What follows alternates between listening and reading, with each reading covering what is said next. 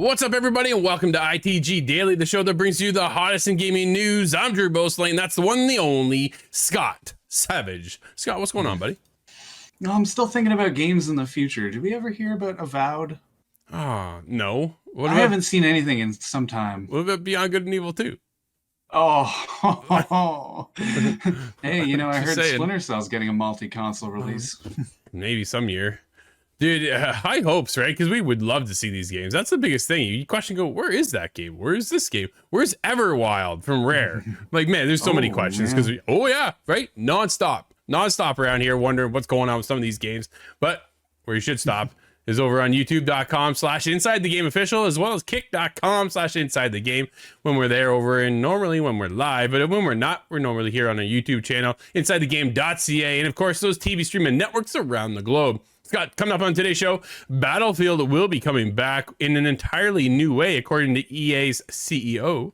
Ubisoft looks to increase development staff for more Assassin's Creed.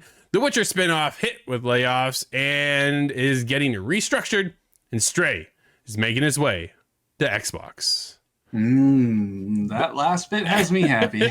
I knew it did. Let's go over to Tom Henderson over at Insider Gaming, as Battlefield will return in an entirely new way, says the CEO. During EA's latest earnings call, CEO Andrew Wilson finally broke the silence on questions surrounding Battlefield, saying that the franchise will return in a, quote, entirely new way, end quote. Speaking in the latest investors call, Wilson surprisingly dropped Battlefield a number of times, reassuring and installing confidence in investors in the franchise. Boy, Scott, why is he reassuring confidence in the investors for this title? Yeah, we're about a year and a half on, and we're still trying to cover up the bruise.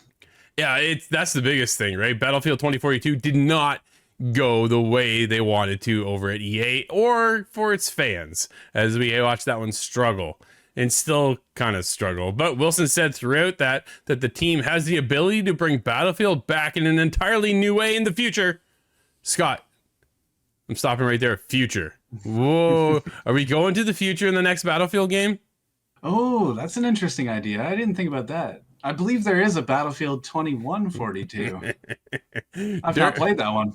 During the call's Q&A segment, where investors asked questions regarding projects, Wilson was asked how the company's Battlefield franchise was progressing. Whilst Wilson said that the company didn't have any date announcements, he said that he had extraordinary confidence in the new Battlefield leadership team following a recent call. I don't know, man. Battlefield's leadership team now consists of former Call of Duty boss Brian Beatty, and Respawn in Entertainment's Vince Zampella. So, this is some pretty good names, Scott. Just calling that out right now. Those are some pretty strong names. Yeah, anything with Zampella on it has me curious. Absolutely. In addition, Rebecca is there as well. She'll head the Swedish team studio over at DICE. And there's a bunch of people over there. Also, some of the creators from Halo. I don't know, man. If that's Halo of new or Halo of old. Yeah, maybe we should still be worried. Earlier this year, Battlefield veteran Lars came over, aka Mr. Battlefield, recently left DICE to form his own studio, TTK Games. Time to kill games, Scott. Battlefield 2042 was a spectacular failure when it launched in November of 2021, while fans criticizing the game's lack of content, unpolished gameplay, and creative choices that took away the franchise's identity. Scott, well, that's the biggest thing, right? Give me your thoughts on this one. Where do you think the future of Battlefield now currently lies? Oh, I think they're going to swing back the pendulum back to the past. We're going to go back and reverse a lot of these changes, these creative choices. The first one that comes to mind is, no scoreboard, first of all. That was a really weird decision on that part. And we went into different characters, operator-based classes, similar to Siege and much less like Battlefield of old. I don't think anybody was really happy about that. No. I think we're going to see it return back to classes, and the classes will be less like each other than ever before, which all adds well. I hope we're getting into a Battlefield 4 scenario. That, again, modern doesn't have to be modern, but I would prefer to stay out of World War II. Well, yeah, my biggest fear is that they go way back again, right? And we get that experience all over again. And this is something we don't want to see, I think, at this current time. We'd rather kind of things get stepped up and pushed forward. Hopefully they're able to fix this. The biggest thing, dude, what a shock to see 2042 come out and fall so flat on its face, which is really disappointing, right? Yeah. It's heartbreaking, not only for the developers, but for the fans as well. We want to see the success of these games come around. And when you have somewhat lost a bit of trust in EA with Battlefield and DICE for being the studio behind the game, it makes you question whether the future actually holds strong enough to continue forward, or are you going to come out and be a little kind of standoffish and go, do I really want to spend $80, $90, $100 on this game and jump in and then have it do the same thing that 2042 did to us and just left everybody out on the cold, right? Everybody's certainly going to be cautious, but I'm worried if they try and roll it back to Battlefield 5. Battlefield 5 really didn't sit well with me at all. Battlefield 1 is the ultimate in my mind. and if you want to choose a nice second, that's 4. So I selfishly hope they blend back into that. And I'm not certain if 5 was really a commercial success either. Yeah, I don't. I think it makes enough money, right? Obviously, it makes them a decent amount of money over there at EA because it keeps them coming back for another round of whatever Battlefield's going to create next with DICE behind the helm. Whether now, I think the biggest thing now moving forward is when Vince steps in, how much is he changing the outcome? How much is he going in and going, okay, guys, this doesn't work. You know what does work? Titanfall. You know what does work? Apex. You know what does work? Star Wars. Here's where my experience is going to help. You just gave me the best idea ever. Titanfall, Battlefield, Star Wars, right? It all mixes together, man. Can you imagine where the next Battlefield game goes? I don't know. It's that's but they need to fix this game. They need to fix the franchise to make sure it sticks around and can compete with the likes of Call of Duty when it sells $800 million in a matter of days, right? Like, and Call of Duty's ground war mode, it's blurring the lines now. The last 2 Call of Duties, at least, have blurred the lines between what is Call of Duty and Battlefield. Yeah. So then why is Battlefield always being left behind? It always feels like it's Call of Duty and then Battlefield. And there's been this rivalry between the two for decades, but it's always been Call of Duty on the top, in my eyes anyways. How about you? As a fan of both, I see Battlefield swing above sometimes for a short amount of time. Battlefield 1 had some nice staying power. For a while. Do you remember Call of Duty World War II? I don't. I met a Modern Warfare 2. I remember that one. We just played that one. Dude, but we're also playing a lot of lately, apparently, is coming back around as Ubisoft plans to increase the numbers of Assassin's Creed developers by 40%. Scott, it's no small amount. Man, they're all in on Assassin's Creed, without a doubt, right? It's all Assassin's Creed, because everything else is so far delayed, gone, non-existent, who knows what. Over there with Ubisoft, because there's so many questions we talked about. It was funny, just the top of the show, you know, Beyond Good and Evil 2, Splinter Cell, where's Prince of Persia, where's some of these franchises that lie dormant and kind of questionable as of right now. And I wouldn't call Skull and Bones a franchise by any means, but Splinter Cell and Beyond Good and Evil 2, you thought we would have seen already by now. We've seen snippets of them. Hey, we're working on Splinter Cell. You know what? That doesn't cut it, because you're getting putting Sam Fisher in every game you guys own. So I was going to say, I want to see a clip of something, but it's just going to be the goggles. We've already seen that in 3 different games now. Yeah, we have, right? Where they're all in right now when it comes to the world of Assassin's Creed, because it is their go-to game. This is their top seller. But Tom Ivan over at VGC had this to say. What were you going to ask? Sorry, how many projects did they have Assassin's Creed in total right now? Was it 6? Something like that. It's in this little doc here from Tom, which is nice. So if I can rhyme off the top of my head, Mirage, Hexy, Jade, and Red. The 4 that I can think of right now that they're working on. Yeah. Plus unannounced Assassin's Creed, right? Untitled VR. Yeah, there's a VR game they're working on. Infinity, whatever. That's supposed to be like their platform. Infinity or Infinite, one or the other. Assassin's Creed Infinite, maybe. Oh man, like so many questions. We'll get there. A multiplayer game is supposed to be in discussion right now. Oh, yo, Brotherhood multiplayer back in the day was incredible. But yeah, I don't know. Lot of questions. Splinter Cell multiplayer. Can we please get a dedicated multiplayer release? Spies versus Mercs. Just give me that. I tell you. But let's get over here. Tom has a few things to tell us about. Ubisoft has said it's planning to significantly increase the number of developers working on Assassin's Creed franchise in the next few years. Quote, as part of our progressive reallocation of resources, we notably plan to increase the number of talents working on Assassin's Creed brand by 40% over the coming years, end quote. Ubisoft CEO Yves Guillemot said on Tuesday, Scott. The next entry in the long-running series will be Assassin's Creed Mirage, which we obviously know that one all too well because we actually have little to go by besides the fact we know Basim is going to be taking the star role of this game. And I do look forward to it as we jump back in time and kind of get into that return to form for Assassin's Creed, I would call it, Scott. Yeah, we're rolling back in time as well, 15 years ago to the core of what Assassin's Creed was, gameplay. Hopefully, that is. Fingers crossed. No, absolutely, right? The next entry in the long-running series will be Assassin's Creed Mirage, which is set to release during Ubisoft's current fiscal year ending on March 31st, 2024. We've heard rumors going around that we're going to get it in August. And then it got pushed till October. And now, we just don't know anything, right? But during the company's earnings calls, Chief Financial Officer Frederick Duguay said around 2,000 developers are currently working on Assassin's Creed, out of a total workforce of about 20,000, Scott. Wow. Yeah. That's a lot of people that Ubisoft employs. It is nuts over there. And increasing by 40%. That's a huge amount of people already. Well, they currently have something like 27 studios or something around there, 27, 30 studios, right? That's true, actually. If you do the division on that, it makes a lot more sense. Yeah, but when we get into all these Assassin's Creed projects on the go, right, the number of therefore expected to rise around 2,800 over the coming years, with the increased headcount achieved by reallocating people from other franchises, according to Guillemot. Mirage is one of 6 upcoming Assassin's Creed games discussed during the Ubisoft product showcase last September. The next flagship series entries are after Mirage are codenamed Red and Hexy and will be released as part of the new Assassin's Creed Infinity franchise hub. Weird, Scott. Very curious to see how this is going to go. What are your...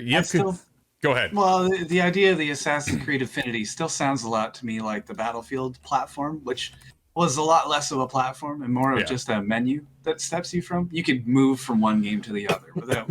going back to the dashboard, for example. And that's really inconsequential when it comes to it. So I'm wondering what this is going to have tied in together to make it a hub for the franchise. Are we getting cross-media, perhaps? There is buzz of more NFTs. Yeah, we'll get to that topic here shortly. It makes me question that one too. But Red, which is being made by Assassin's Creed Odyssey Studio, Ubisoft Quebec, and has the same creative director, is set in feudal Japan, something we've been asking for forever when it comes to Assassin's Creed. The fact that it is never made there in the decades we've been playing this game is shocking. But we're finally going to get there, probably somewhere around 2024, 2025.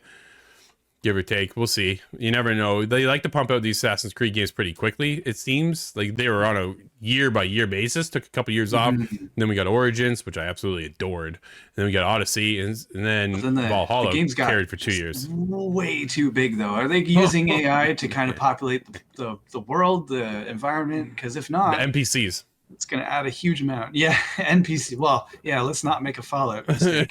yeah. So, and then from there, it'll be followed up by Ubisoft Montreal's Hexy, which is reportedly revolves around witch trials during the latter stages of the Holy Roman Empire. The Holy Roman Empire is an interesting place to... Sorry, I said Holly, didn't I? I'm used to say... I was talking to a Holly today. My bad. Yeah, Holy. Yeah.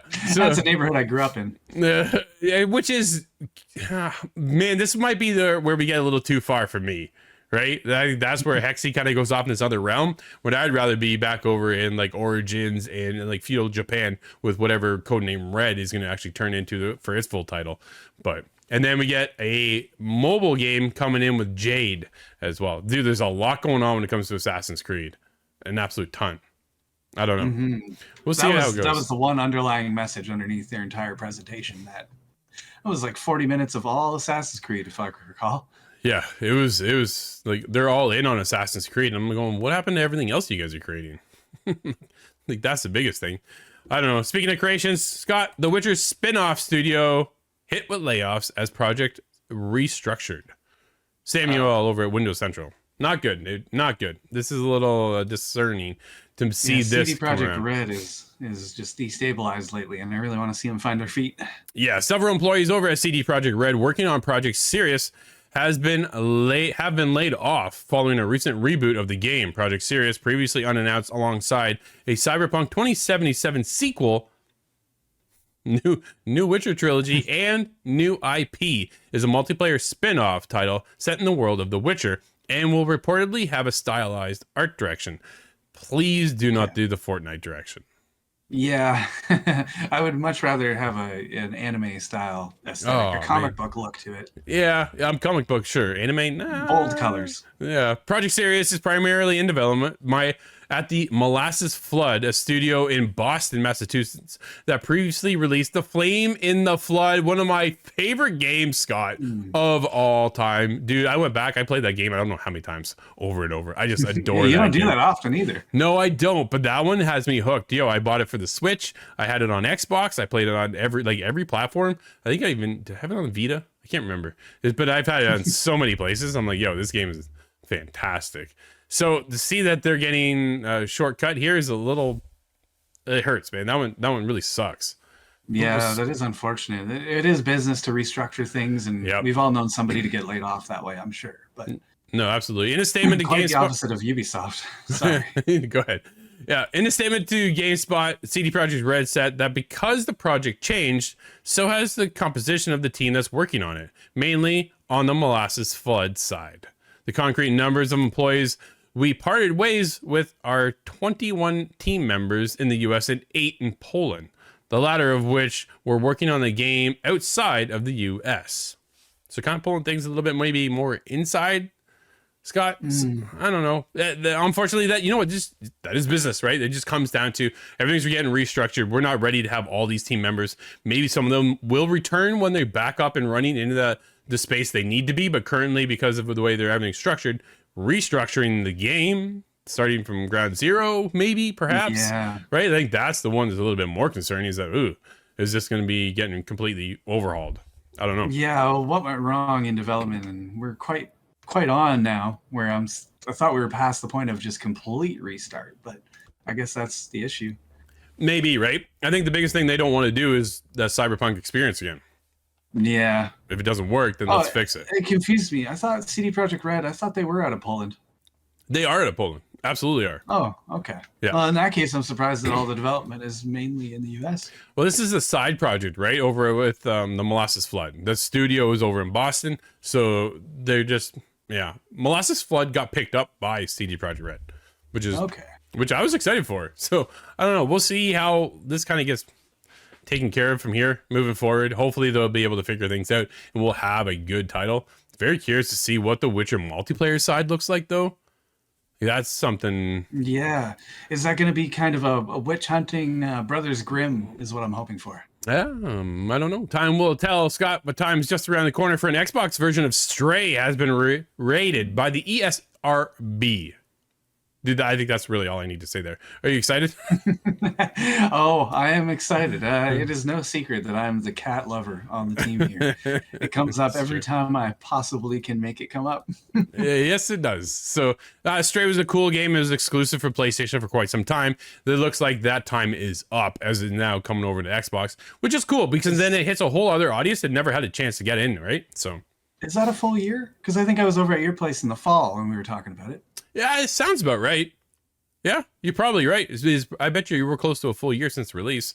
So it's got to be coming up on that time. Typically, I think that's how the timed exclusives go. After 1 year, now it comes onto Xbox. So that might give you a better time of the window we're looking at. Yeah, either 6 months or a year, sometimes a year and a half. It really just depends on the title. So yeah, it's the way that goes, which is cool to see. So that's going to come around. Nice to see that come over, and then maybe you actually get to play it, Scott. Yeah, you're terribly excited, but I know I am. What we're not excited for, though, is Ubisoft's licensing new Assassin's Creed NFTs. Why are they doing this? Yeah, you summarized that for me well. Oh man, what are they doing here? Well, they have to fill out the Infinity platform somehow, and that's what I think this involves. Tom Henderson is going to be a marketplace for buying NFTs. Oh, that's not cool. This is Tom Henderson over at Insider Gaming. Ubisoft has licensed a series of new Assassin's Creed NFTs. with Integral Reality Labs. The new NFTs are branded as smart collectibles and allows buyers to own a physical version of their NFT that can be customized and embedded into their own physical smart collectible. Really? What? Hold on. No, Physical NFTs. Like this, yeah. Once buyers purchase their They're NFTs, changing. their owner will be able to have the customized and embedded physical version shipped directly to the door. Yo, I'm a huge collector.